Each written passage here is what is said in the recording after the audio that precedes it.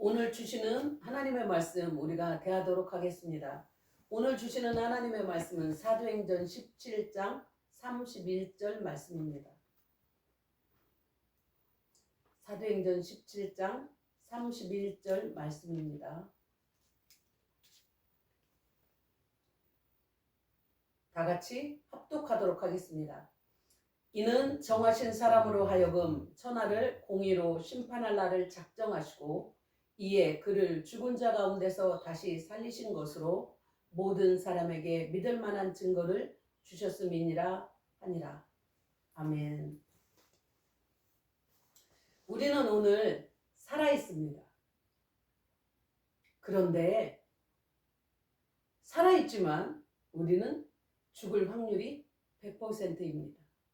예배드리는 저와 여러분만 그런 게 아니고 오늘을 살아가고 있는 모든 인간은 오늘 살았지만 100% 죽습니다. 대부분의 시간에는 우리가 죽음을 잘 생각하지 않죠. 그런데 가까운 내 가족이나 부모나 형제나 아니면 친구나 그리고 가까운 지인들이 죽은 그 장례식에 찾아가서야 그때서야 우리가 영원히 살 것처럼 생각하고 살았는데 그날은 죽음에 대해서 좀 고민을 하고 그리고 와서 또 살다 보면 잊어버릴 때가 참 많이 있습니다.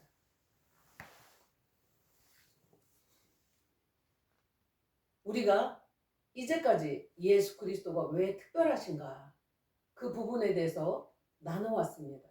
오늘은 오직 예수 그리스도 한 번만 부활하셨다라는 제목을 가지고 우리가 말씀을 나누려고 합니다. 우리가 의지하고 믿고 있는 종교들은 인간이 가장 처절하게 애통해야 하는 마지막 장벽, 죽음에 대해서 어떻게 다루고 있을까요? 그리고 그 죽음에 대해서 무엇을 이야기하고 있을까요?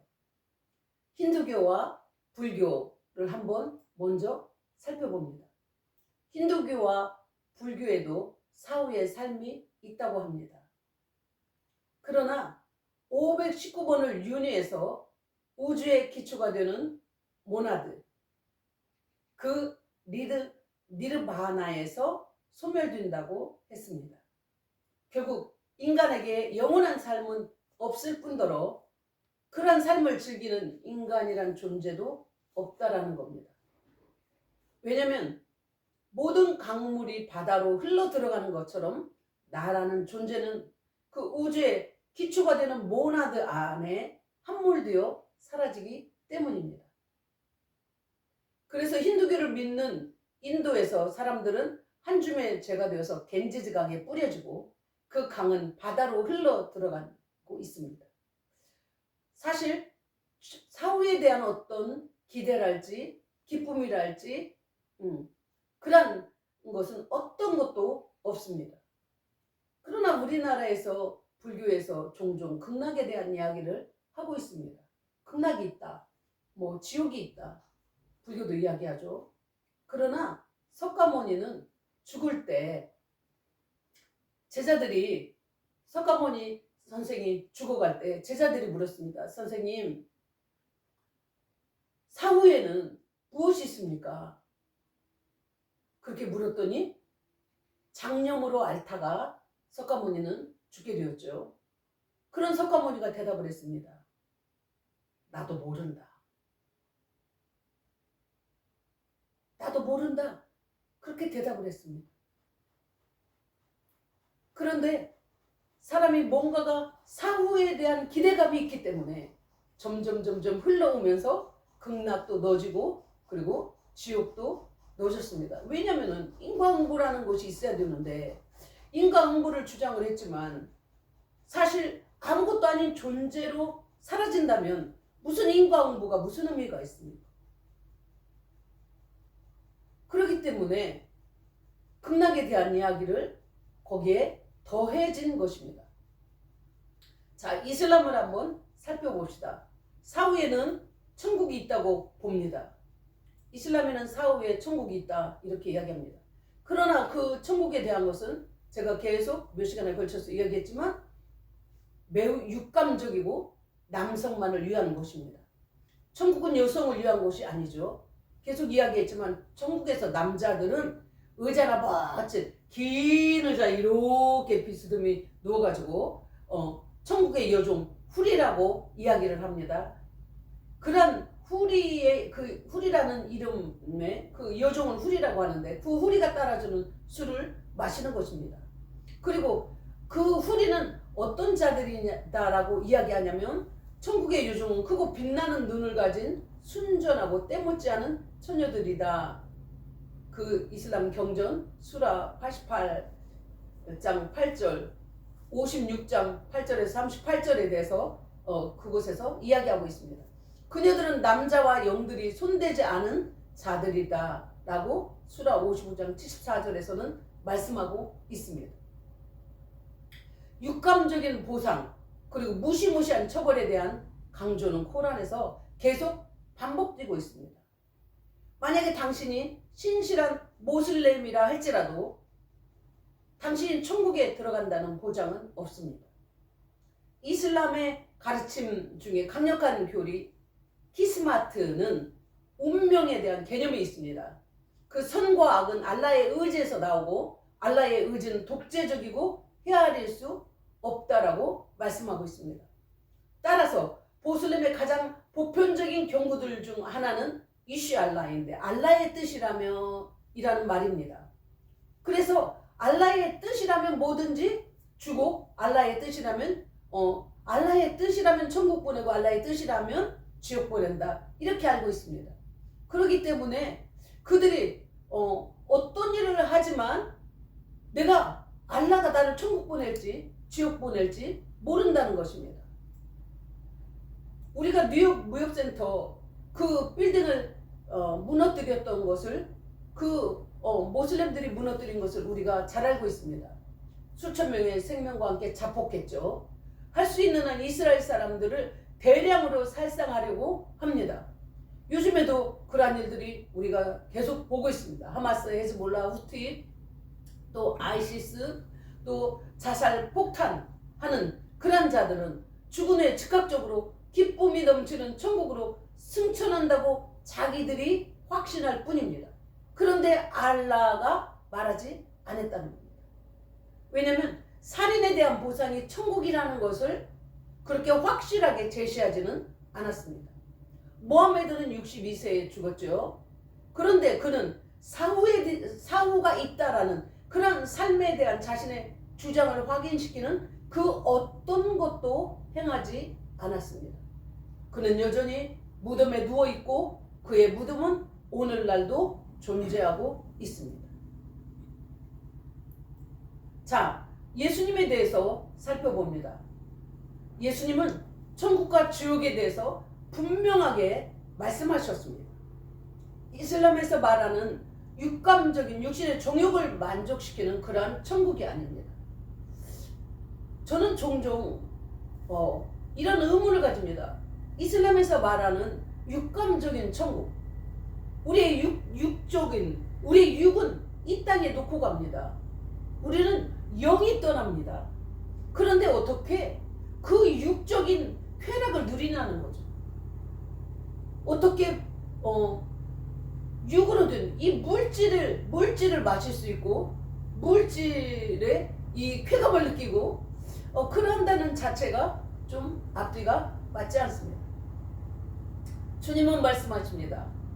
예수님은 천국은 살아계신 하나님과 그분의 백성들이 함께 친밀한 관계 속에 영원히 들어가는 것이다 라고 말씀합니다. 계시록 21장 3절에서 5절은 내가 들으니 보좌에서 큰 음성이 나서 이르되 보라 하나님의 장막이 사람들과 함께 있음에 하나님이 그들과 함께 계시리니 그들은 하나님의 백성이 되고 하나님은 친히 그들과 함께 계셔서 모든 눈물을 그 눈에서 닦아주시니 다시는 사망이 없고 애통하는 것이나 곡하는 것이나 아픈 것이 다시 있지 아니하리니 처음 것들이 다 지나갔음이로라. 보좌에 앉으신 이가 이르시되 보라 내가 만물을 새롭게 하노라 하시고 또 이르시되 이 말은 신실하고 참되니 기록하라 하시고 라고 말씀하고 있습니다. 천국에 대해서 분명히 너무 많은 곳에서 천국이 싫지 않은 그 상황을 말씀하고 있습니다. 그런데 그 천국은 그렇게 육감적인 쾌락만 누리는 그곳이 아니라 하나님과 함께 거하면서 삶을 누리는 것입니다. 요한복음 17장 3절에서도 예수님께서 말씀하셨습니다. 영생은 곧 유일하신 참 하나님과 그가 보내신 자 예수 그리스도를 아는 것입니다. 그저 그냥 목숨이 붙어 있어서 목숨이 영원히 사는 그것을 말씀하는 것이 아니라 영생이라는 것은 무엇이냐? 천국에서의 삶은 무엇이냐? 그것은 하나님과 예수 그리스도를 아는 것이라는 거예요. 제가 남편과 산지 30몇 년이 되었습니다.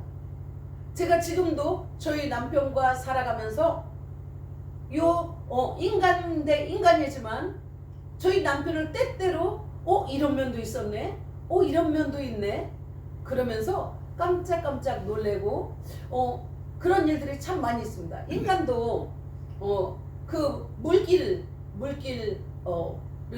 열길 물길이라고 하나요? 그 물길은 알아도 사람의 마음의 그 길이는 알 수가 없다. 사람의 마음속은 알 수가 없다 이야기합니다.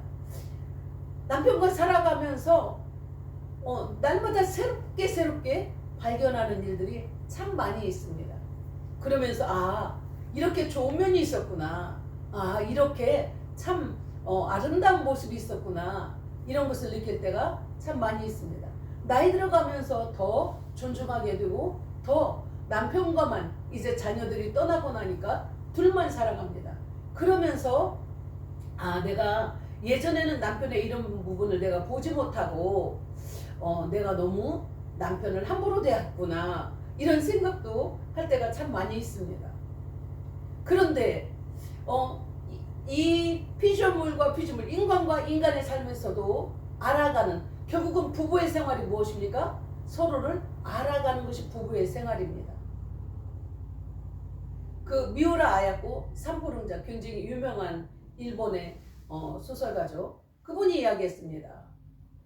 결혼을 하는 날 그가 말하기를, 결혼을 해서 우리는 이제 결혼을 했다, 이제 완성됐다, 이게 아니고 이제 우리는 서로의 삶을 알아가기를 첫날 시작했습니다. 이렇게 했습니다. 주님이 말씀하시는 영생의 의미를 제가 좀 설명하려고 했는데 이해가 되시나요? 우리가 하나님 앞에 가서, 우리가 천국에 가면, 우리가 예수 그리스도를 믿고 천국에 가게 되면 그때부터 우리는 어떤 걸 합니까? 눈과 눈으로 주님을 마주하면서, 그러면서 주님을 알아가는 겁니다. 주님과의 생활을 실제적인 삶을 살면서 주님이 얼마나 아름다우신지, 얼마나 사랑의 깊이가 큰지, 하나님이 우주 만물을 만드신 그것도 우리가 살아있는 동안에 그 모든 원리를 우리는 알지 못합니다. 그런데 그것을 지으신 하나님, 광대하신 하나님, 완전한 사랑이신 하나님, 완전한 전능하시고 완전한 능력이신 하나님, 그리고 천지하신 하나님을 우리가 어떻게 알아갈 수 있을까요? 그래서 영원히 살아야만 되는 거죠. 영원히 우리는 살아도 그분을 알지 못합니다. 우리가 부모의 사랑도 부모가 돼봐서야 알게 되고, 또 나이가 들어가면서야 노년에 말씀하셨던 어머니를 생각하게 됩니다. 어머니를 알려고 했지만 그분은 돌아가셔서 알 수가 없습니다. 우리가 알지 못하는 것들이 참 많이 있습니다. 하나님을, 우리가 영생이라는 것은 하나님을 아는, 그래서 주님과 함께 먹고 마시며 하늘의 것을, 주님의 말씀을 먹고, 그리고 주님이 주시는 완전한 평안과 하나님의 나라는 의와 평강과 희락이라 말씀하셨습니다. 그것을 우리는 맛보면서 살아가는 겁니다. 그 속에서 하나님이 누구신지를 우리는 정확하게 그분을 알아가는 그러한 시간들이 영생의 시간입니다. 다른 종교에서 가르치는 천국은 자신들의 선행으로 온갖 교리를 다 지켜야 갑니다. 사실 불교는 천국에 가지 않아요. 계속 교례에대해서 설명드렸습니다. 그러나 예수님은 분명하게 천국의 존재를 말씀하셨습니다. 그리고 그곳을 갈 수 있는 조건이 인간의 선행이 아니었습니다. 인간은 근본적으로 악한 존재입니다. 하나님이 지으셨는데 하나님을 배반한, 하나님을 불순종한 그 인간이 죄가 들어오므로 우리는 악한 존재입니다. 나쁜 나무에서 나쁜 열매가 나옵니다. 우리가 근본적인 하나님과의 관계를 설명하지 않아도 제가 저를 볼 때 저는 근본적으로 악한 존재라는 것을 절절히 깨달을 수밖에 없고, 거기에다가 아멘이라고 제가 고백할 수밖에 없다는 것을 세월이 흘러가면서 더 깨닫습니다. 나쁜 나무에서 나쁜 열매가 나옵니다. 열매가 좋으려면 나무가 좋아야 합니다. 인간이 선한 존재가 아닌데, 인간이 나쁜 나무인데 어떻게 선한 열매를 맺을 수가 있습니까? 천국에 갈 수 있는 선한 열매를 맺기 위해 자기 스스로 선한 행동을 할 수 있는 존재 자체가 아니란 말입니다. 천국에 갈 수 있는 유일한 조건은 용서를 받은 자, 죄사함을 받은 자가 가능한 것입니다. 전혀 악이 존재하지 않는 자만 갈 수 있다는 것입니다. 그런데 인간이 스스로 자기의 죄악을 해결하지 못했고 못한다는 것입니다. 예수님이 인간의 죄의 짐을 다 지고 죽음을 통과했습니다. 마태복음 20장 28절은 말씀하십니다. 인자가 온 것은 섬김을 받으려 함이 아니라 도리어 섬기려 하고 자기 목숨을 많은 사람의 대속물로 주려 함이니라. 천국은 예수님이 내 죄를 해결하셨다는 것을 믿는 자들이 가는 곳입니다. 휴전하는 그림자도 없으신 빛 자체이신 예수님, 그리고 순결하신 예수 그리스도의 피로 말미암아 죄사함을 받은 자들이 가는 곳입니다. 예수 그리스도를 나의 주요 하나님으로 영접하는 자들이 가는 곳입니다. 물론 하나님은 강제성을 띠지 않습니다. 저에게도 그러했고, 그리고 제자들을 부르셨을 때도 그러했고, 그리고 지금 예수 그리스도를 믿고 있는 많은 사람들이 예수님이 어느 날 채찍을 휘둘리면서 다리를 분질러서 부러뜨려서 강제적으로 앉힌 그러한 간증은 못 들어봤습니다. 무섭게 징집장을 발행하지 않습니다. 예수님은 십자가에서 죽기 전에 부활하실 것을 말씀하셨습니다. 너희가 다 나를 버리리라. 그러나 내가 살아난 후에 너희보다 먼저 갈릴리로 가리라 말씀하셨습니다. 인간에게 한 가지를 구하라고 한다면 여러분은 무엇을 구하겠습니까? 저는 생명입니다. 그러나 인간은 자기 스스로 생명을 가질 수 있다고 했습니다. 그 생명을 위한 선한 행위를 할 수 있다고 했지만 모든 인간은 사망의 늪에서 벗어날 수 없었습니다. 인간이 창조된 이래로 인간의 역사 가운데 자기 스스로 사망의 문제를 해결한 자가 있었습니까? 없었죠. 그러나 인간이 창조된 이래로 역사 가운데 오직 유일하게 부활하신 분이 계십니다. 그분이 예수 그리스도십니다. 이것은 설화가 아니라 실제로 사실입니다. 실체입니다. 부처의 뼈는 여러 개로 나누어져 몇몇 국가의 신전에 안치되었습니다. 모하메드의 뼈는 메디나에 놓여 있습니다. 그러나 예수 그리스도의 뼈는 세상 어느 곳에서도 찾아볼 수 없습니다.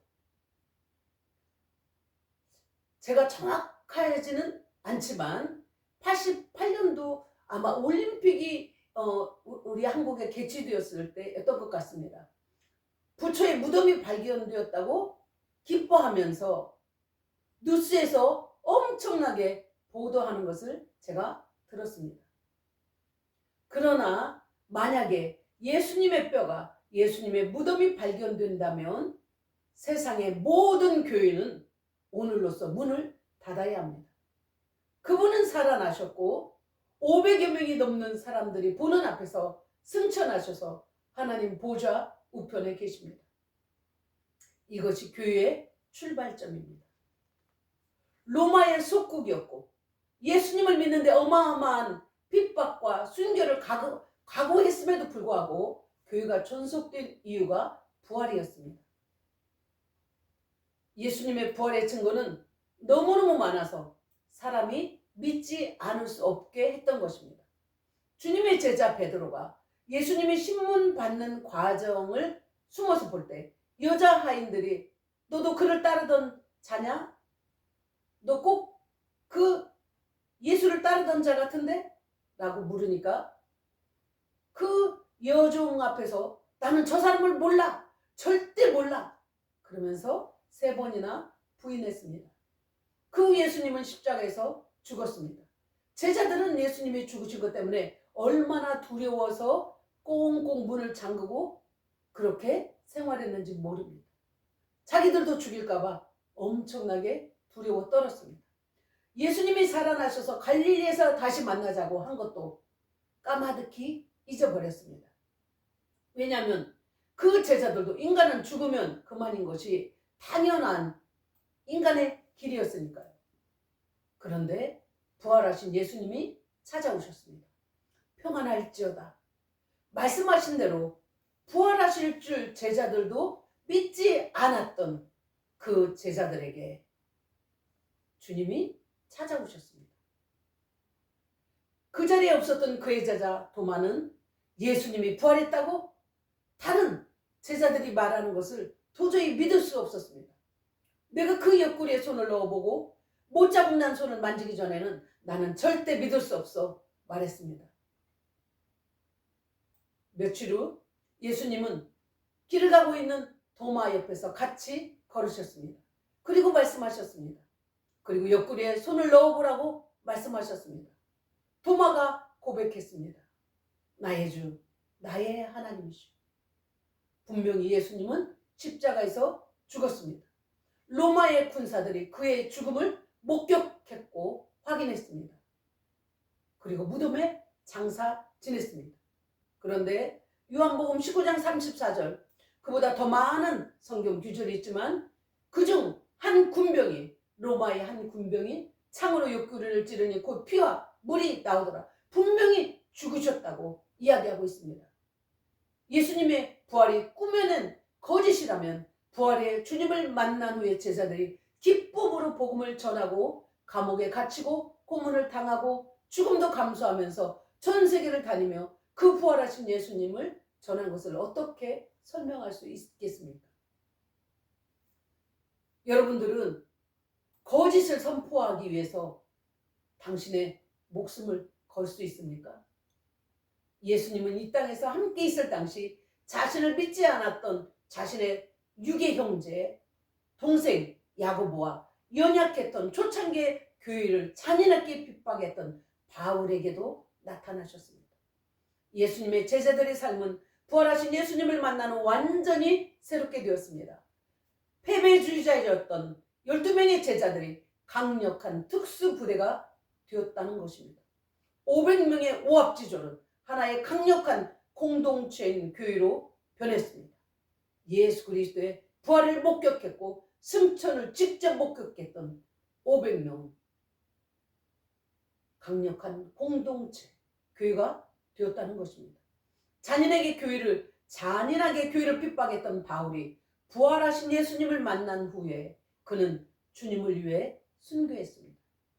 모든 족속에게 복음이 전파될 때 인자가 오리라. 예수님 친히 말씀하셨습니다. 그 우둔하고 그리고 어부 그리고 정말 이름도 없는 오합지졸과 같은 그 제자들을 주님은 왕을 통해서 권력자들을 통해서 복음을 전한 것이 아니고 그들에게 사명을 주신 것이 아니라 정말 오합지졸과 같은 그러한 제자들에게 그들에게 사명을 맡겼습니다. 모든 족속에게 복음을 전파하라. 오늘 한국도 그리고 또 옆에 중국도 일본도 예수 그리스도의 이름이 들어가지 않은 곳이 없습니다. 그것이 무엇입니까? 주님이 살아계신 증거입니다. 주님의 부활을 보지 않았을 때의 제자들의 모습과 주님의 부활을 본 자의 모습이 확연히 달랐다는 것입니다. 예수님은, 부활하신 예수님은 저에게도 나타났습니다.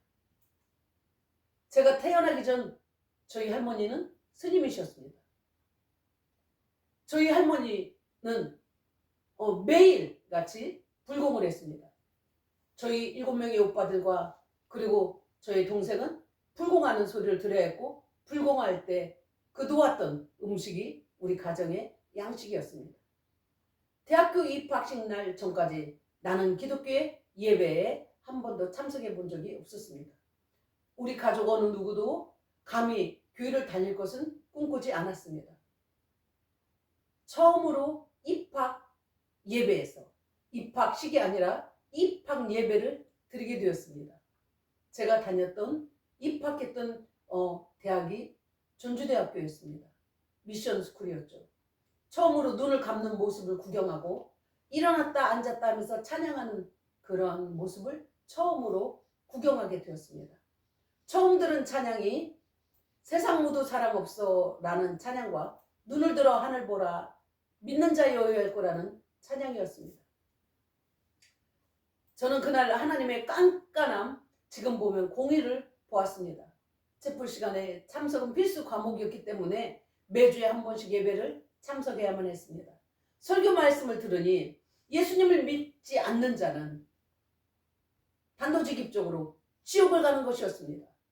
저는 그때 당시에 매일 일기를 썼는데, 저는 그렇다면 내가 이제까지 믿었던 신과 그리고 하나님은 이 말씀을 내가 어떻게 믿을 수 있겠는가? 이제까지 믿었던 이 신을 버리고 석가모니를 버리고 그리고 내가 어떻게 하나님을 믿을 수 있는가? 그렇다면 정말 살아계신가 안 살아계신가? 이분이 살아계시다면 그러면 지옥 가는 것은 맞는 거다. 믿지 않으면, 이렇게 생각을 했습니다. 그래서 일기를 쓰기 시작했죠. 그 전까지는 제 일기장에는 부처 그림도 그리고 매일 비나이다 비나이다 이런 일기들을 많이 썼습니다. 그런데 제가 여쭙기 시작을 했습니다. 질문했습니다. 하나님, 당신은 살아계십니까? 그렇다면 저를 만나 주십시오. 1년 6개월의 시간이 지났고 대학교 2학년 때 저는 그날 제가 결단한 날이 있었는데 예수님을 믿는 친구를 찾아갔습니다. 그 친구에게 내가 오늘 교회 가고 싶은데 그 친구를 깨워서 나 너희 교회에 좀 데리고 가다오, 그렇게 부탁을 했습니다. 그리고 저는 교회를 다니기 시작했죠. 그 교회를 간 날 처음 잊을 수가 없습니다. 무엇 때문에 그랬는지 모르겠지만 그 목사님이 제 속을 훤히 들여다보는 것 같았습니다. 아무에게도 말하지 않았는데 내 속에서의 모든 일어나는 그런 갈등 같은 거, 이런 것들을 그 목사님이 마치 큼지막한 현미경을 가지고 제 속을 들여다보는 것처럼 저의 심령을 만지기 시작을 했습니다. 저는 그 예배 시간에, 첫날 예배 시간에 너무 많이 울었습니다. 그리고 갈 때마다 많이 울었습니다. 한 1년 6개월쯤 울었을까요?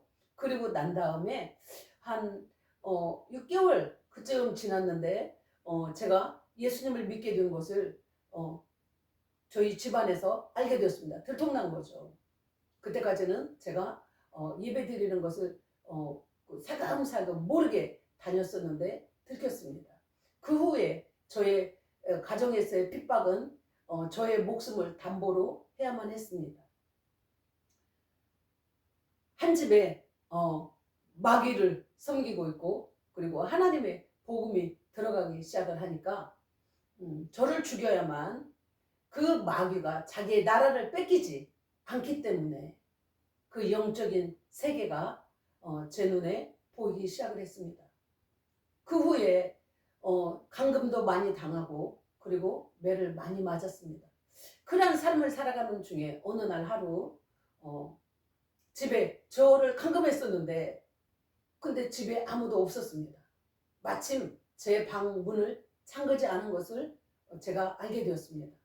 그리고 난 다음에 살그머니 제가 나가서 저희 집 뒤에 뒷동산이 있었는데 소나무 밑에 풀이 5월인가 6월인가 그랬던 것 같아요. 풀이 제법 굉장히 자라있었습니다.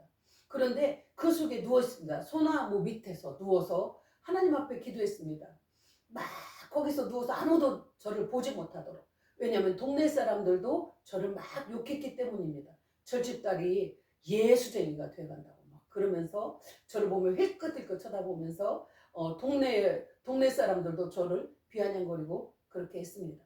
그러는데 그 소나무 밑에서 제가 기도했죠. 기도하는데 눈물이 막 흘러서 누워서 기도하니까 귀로 막 들어가는 겁니다. 하나님 당신 살아계십니다. 당신이 살아계신 증거를 보여주십시오. 보여주십시오. 그러면서 하나님 저희 집에 있는 저를 불태워주세요.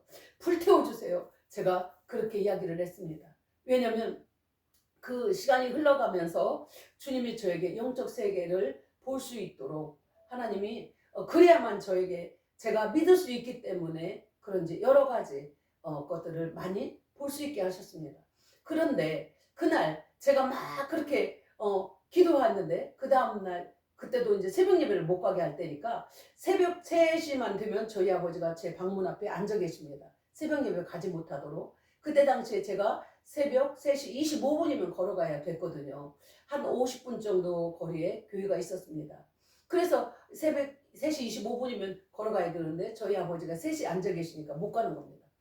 그런데 그날 그 전날 막 하나님 앞에서 그 소나무 밑에서 혼자 울면서 기도하고 그리고 몰래 저희 아버지가 11시쯤에 이렇게 가시는데 제가 밤 예배랑 가지 못하도록 저녁 내내 지키시거든요. 그러는데 제가 가만히 있다가 다 주무실 것 같은 새벽 1시에 일어나서 그 교회를 새벽 기도를 가는 겁니다. 그래서 갔는데 어느 날 그 다음 날이죠. 그 다음 날 목사님이 서 계시고 그 뒤에 제가 그 교회 문을 딱 열었는데 새벽 예배 시간이에요. 새벽 예배 시간인데 새벽 예배가 이제 시작되는 그 시간인데 목사님이 새벽 예배를 하시려고 쓰시는데 그 뒤에 예수님이 서 계신 겁니다. 그러면서 저에게 말씀하시는 거예요. 딸아, 너는 뭘 근심하느냐. 고개를 이렇게 갸우뚱하시면서 너무너무 인자한 음성으로 말씀하셨습니다. 그러더니 저에게 뭐라고 말씀하셨냐면 사도행전 17장 31절을 읽어라. 그렇게 말씀하셨습니다. 저는 그때 사도행전을 한 번도 읽어본 적이 없었습니다. 오로지 제가 성경이 너무 어려우니까 뭐만 읽었냐면 시편만 열심히 시편, 잠언, 전도서 그 정도는 읽겠더라고요. 그래서 그것만 뭐 몇십 번 읽었던 것 같습니다. 그런데 그때 사도행전에 대해서 말씀하셨습니다. 그래서 오늘 제가 읽었던 본문의 말씀입니다. 거기를 봤는데 제가 참 놀랐습니다. 제가 하나님의 살아계신 증거를 제가 구했던 것은 무엇이었냐면 저희 할머니 절이 불타는 것이었습니다. 그런데 주님은 저에게 성경에 있는 말씀을 저에게 들려주신 겁니다. 이는 정하신 사람으로 하여금 천하를 공의로 심판할 날을 작정하시고 이에 그를 죽은 자 가운데서 다시 살리신 것으로 모든 사람에게 믿을 만한 증거를 주셨음이니라 하니라. 저는 저를 불태우는 것이 하나님의 살아계신 증거니 저를 불태워주세요 했지만 하나님은 예수 그리스도께서 죽은 자 가운데서 다시 살리신 살아나신 부활이 모든 사람에게 하나님 살아계신 증거로 주셨다는 것입니다. 부활을 천하 만민에게 하나님의 살아계신 증거로 보여주셨다는 것입니다. 그러면서 이 말씀 가운데 뭐라고 말씀하시냐면 이 부활을 믿느냐 안 믿느냐가 하나님의 공의의 심판이다 라고 말씀하시는 것입니다.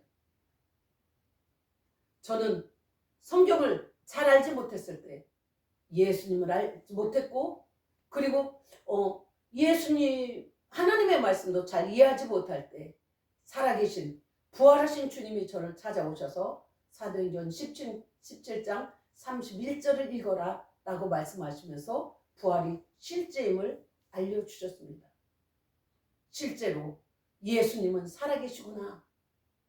왜요? 제가 만났기 때문입니다. 그 후에도 참으로 여러 번 셀 수 없는 간증이 저에게는 너무나 많이 있습니다. 하나님이 살아계시다는 증거를 저희 아버지 입에서 나왔고 저희 어머니 입에서 나왔습니다. 저희 할머니가 스님이신데 할머니가 돌아가시기 전에 일주일 전에 저는 부천에 있었고 저희 할머니는 전라북도 전주 옆에 삼례에 계시는데 주님께서 저에게 말씀하셨습니다. 내 할머니 생명을 내가 일주일 후에 거둔다 라고 말씀하셨습니다. 그래서 제가 한번 내려갔습니다. 저희 할머니가 이제 돌아가실 때가 되었습니다. 아파서 누워 계셨는데 제가 할머니에게 이야기하니까 할머니가 이 말씀을 하셨습니다. 나도 예수 신이 세상에서 최고 큰 신인 건 안다. 이렇게 말씀하셨습니다. 그러나 우리 할머니에게 저는 그때 십자가의 복음을 깨닫지 못했기 때문에 그 십자가에서 모든 죄 가운데 죄의 짐을 짊어지신 예수 그리스도를 제가 말씀드렸어야 되는데 그러하지 못했던 것을 지금도 많이 하나님 앞에 회개하고 있습니다. 할머니와 나의 길은 영원히 끝이네요. 그렇게 말씀드렸습니다. 저희 할머니의 그 슬픈 표정을 제가 잊을 수가 없습니다. 당신이 평생 목탁을 두드리고 그 악한 신을 섬겼지만 당신이 죽음 앞에서 두려워 떠는 얼마나 두려워 떨고 있는지 저는 보았습니다. 그것을 목격했던 저희 할머니의 죽음을 목격했던 저희 6째 오빠가 사지가 뒤틀리면서 돌아가셨다고 이야기를 했습니다. 그런데 그 뒤에 다시 저는 부천으로 올라왔고 돌아가시는 날 주님이 저에게 말씀하셨습니다. 새벽에 내가 네 할머니 생명 지금 거둔다 라고 말씀하셨습니다. 그날 할머니는 돌아가셨고 하나님이 생사화복의 주관자라는 것을 저는 똑똑히 경험했습니다. 주님은 살아계십니다. 살아계신 분만 이 세상을 주장하실 수 있고 생사화복의 근원이 될 수 있습니다. 말씀하신 대로 그분은 인자가 온 것은 나를 위해서 온 것이 아니고 너희의 목숨을 대속하려고 왔다. 말씀하신 그대로 우리의 죄의 짐을 해결하시러 십자가에서 죽으셨고 내가 너희의 죄를 용서했다라는 것을 보여주시기 위해서 죄사함을 보여주시기 위해서 그분은 말씀하신 대로 살아나셨습니다. 그분의 무덤은 세상에 있지 않습니다. 여러분 그 부활을 온 세상에 온 만민에게 하나님은 예수 그리스도 하면 모든 세상이 부활절을 우리가 지키고 있는 것을 알고 있습니다. 교회가 부활절을 지키는 것을 알고 있습니다. 예수님만이 부활하셨다는 것을 온 세상이 알고 있습니다. 여러분 죽은 뼈를 섬기겠습니까? 살아계신 예수 그리스도를 만나겠습니까? 만날 수 있는 분은 죽은 뼈가 아니라 살아계신 예수 그리스도 하나님만 여러분을 만나줄 수가 있습니다.